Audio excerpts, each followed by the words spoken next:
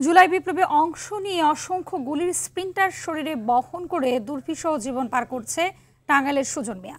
পরিবারের একমাত্র উপার্জনক্ষম ব্যক্তির রোজগার বন্ধ হওয়ায় ৩ সন্তানের খাবার জোগাতে অন্যের বাড়িতে কাজ করছেন স্ত্রী নূপুর বেগম। উন্নত চিকিৎসা পেলে আবারও স্বাভাবিক জীবনে ফেরা সম্ভব বলছেন সুজনের পরিবার। টাঙ্গাইল থেকে কামাল হোসেনের প্রতিবেদন, বিস্তারিত জানাচ্ছেন আব্দুল হামিদ। গত বছরের ৫ আগস্ট বৈষম্য বিরোধী আন্দোলনে ঢাকার বাড্ডা থানা ঘেরাও কর্মসূচিতে অংশ নেন সিএনজি চালক সুজন মিয়া। এ সময় পুলিশের ছোড়া রাবার বুলেটে ক্ষতবিক্ষত হয়ে যায় তার পুরো শরীর। প্রথম দিকে ঋণ করে চিকিৎসা চললেও বর্তমানে তা বন্ধ রয়েছে। স্বামীর এমন কঠিন পরিস্থিতিতে শক্ত হাতে পরিবারের হাল ধরেছেন সুজনের স্ত্রী। ৮ মাস যাবত ঘরে পড়ে রয়েছে, হাঁটাচলাও করতে পারে না, পোলাপান নিয়ে খুব করুণ অবস্থা। সরকার যদি আমার একটু দেহে ভালোভাবে আমার সংসারটা একটু ভালোভাবে চলতো।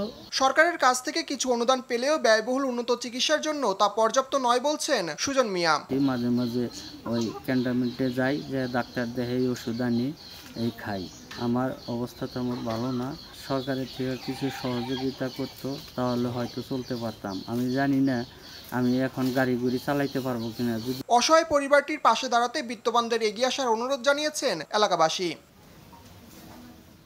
পরিবারটিকে সব ধরনের সহযোগিতার আশ্বাস দিয়েছেন ভুয়াপুর উপজেলার ইউএনও। আগামীতে সরকারের কোনো যদি বাস্তবায়ন পরিকল্পনা থাকে এবং সরকার যে ধরনের বরাদ্দ আমাদেরকে দেবে বা তাদের জন্য যদি আলাদা কোনো আমরা শুনেছি যে তারা ভাতা পাবে, নিশ্চয়ই সেটি পেলে সে আরো অনেক বেশি উপকৃত হবে বলে আশা করছি। অসহায় পরিবারটির দাবি, জুলাই বিপ্লবে সরকারি অনুদানে অনেকের ভাগ্য পরিবর্তন হলেও আশানুরূপ সাহায্য পাননি তারা। স্বাভাবিক জীবনে ফিরতে সরকারের সহযোগিতা চান সুজন মিয়া। আব্দুল হামিদ, RTV।